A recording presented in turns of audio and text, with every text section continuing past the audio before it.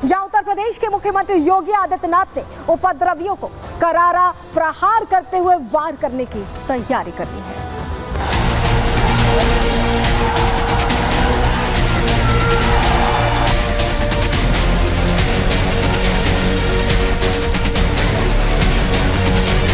देश के अंदर खिलवाड़ करने की किसी को जरूरत नहीं होगी। अगर किसी ने अव्यवस्था पैदा करने का प्रयास किया तो फिर उसका भुक्तभोगी भी उसको बनना ही पड़ेगा।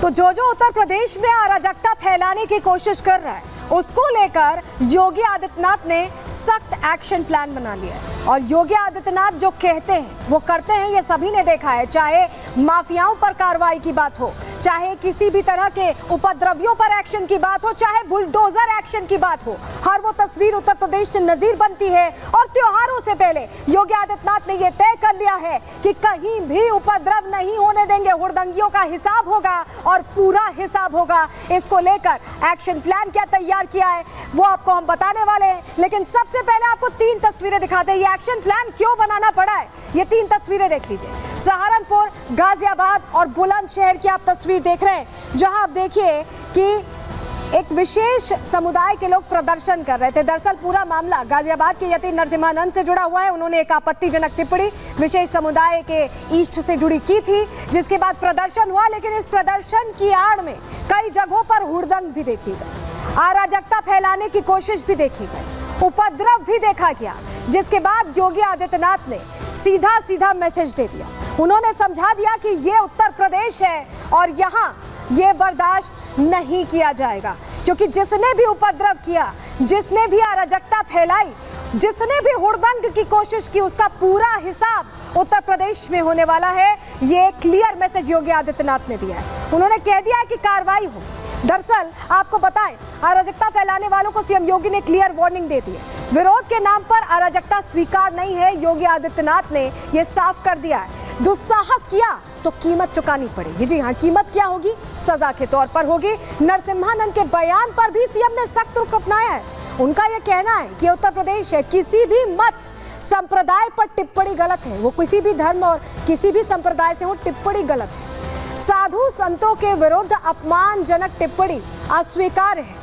यानी धर्म को देखकर यहाँ इंसाफ नहीं होता उत्तर प्रदेश में। उत्तर प्रदेश में 100% न्याय का हिसाब है और इसी का विधान है। और यही वजह है कि योगी आदित्यनाथ ने क्लियर कर दिया है कि किसी भी इष्ट के, किसी भी धर्म के वो हो, उनके खिलाफ किसी तरह की आपत्तिजनक टिप्पणी अस्वीकार है। और जो प्रदर्शन के पीछे जो हुड़दंग का खेल चलता है, अराजकता का खेल चलता है, उपद्रव चलता है, वो भी बर्दाश्त नहीं किया जाएगा।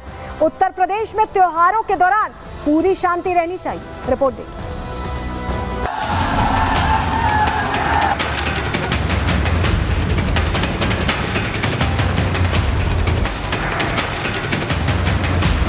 गाजियाबाद के डासना मंदिर के महंत यति नरसिम्हानंद के विवादित बयान के बाद प्रदेश के कई जिलों में तनाव बढ़ गया।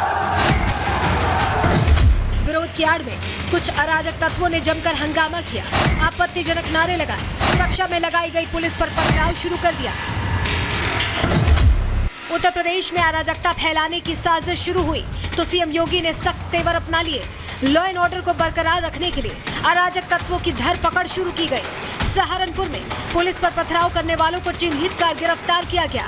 तस्वीरों में दिख रहे ये लोग कल तक खाकी पर पत्थर उछाल रहे थे। इन्हें लगा था कि धार्मिक उन्माद की आड़ में इनके गुनाह छिप जाएंगे, लेकिन योगी राज में ऐसा हो पाना मुश्किल है।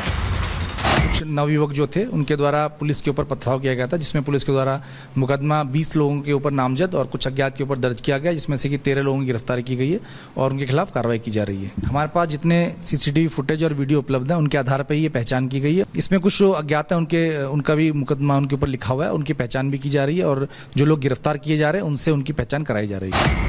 प्रदेश में इन दिनों त्योहार का माहौल है, जिसे देखते हुए सीएम योगी लगातार कानून व्यवस्था की समीक्षा कर रहे हैं। इसी कड़ी में सीएम योगी ने मुख्य सचिव, डीजीपी, अपर मुख्य सचिव गृह और अन्य विभागों के वरिष्ठ अधिकारियों के साथ कानून व्यवस्था की समीक्षा की। बैठक के दौरान सीएम ने साफ शब्दों में कहा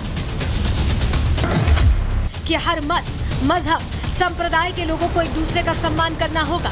महापुरुषों के प्रति प्रत्येक नागरिक के मन में कृतज्ञता का भाव होना चाहिए, लेकिन इसके लिए बाध्य नहीं किया जा सकता।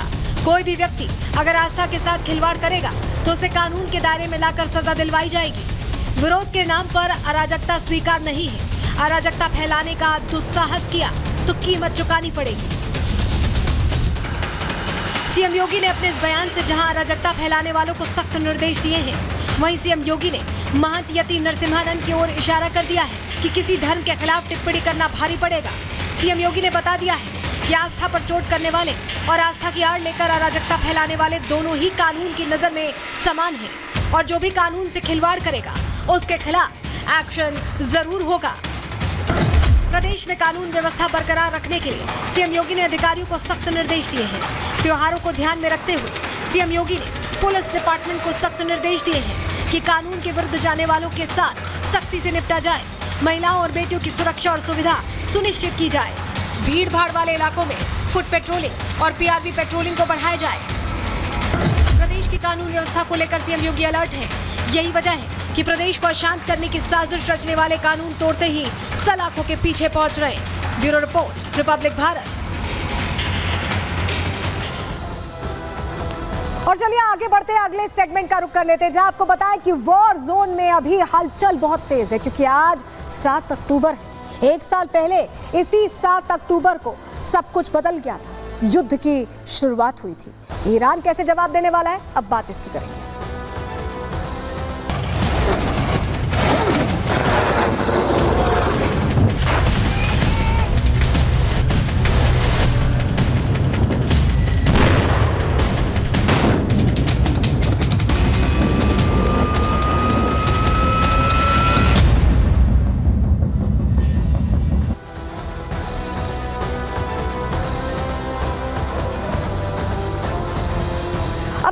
कि जिस तरह से हलचल दिन पर दिन बढ़ती जा रही है, जो अटैक्स की तस्वीरें हम दोनों तरफ से देख रहे हैं, ईरान रणनीति बना रहा है, छटपटा रहा है एक्शन लेने के लिए, क्योंकि जो 181 बम 1 तारीख को बरसाए थे वो तो नाकाफी साबित हुए इजराइल की बर्बादी के लिए। लेकिन इजराइल थम नहीं रहा है। इजराइल लगातार आगे बढ़ रहा है। गाजा में जो फ्रंट खुला है उससे तो लड़ाई चल ही रही है। लेबनान में भी धीरे धीरे करके इजराइल आगे बढ़ता जा रहा है और ईरान को भी आंखें दिखा रहा है। ईरान के लिए भी बड़ी तरह तैयारी इजराइल कर रहा है। लेकिन ईरान अब क्या करने वाला है? ईरान की तरफ से भारत से मदद की अपील भी की जा रही है। जी हाँ, भारत से शांति करवाने की अपील की जा रही है। किसने ये अपील की है ये भी प्रहार में आपको बताने वाले हैं, लेकिन कितना असर इस युद्ध का पड़ेगा ये भी जानकारी आपको देंगे। लेकिन सबसे पहले आपको बताएं कि युद्ध कैसे अलग फ्रंट पर जाता है 1 साल बाद दिखाई दे रहा है, क्योंकि आज ही वो दिन है जब इस युद्ध की शुरुआत हुई थी।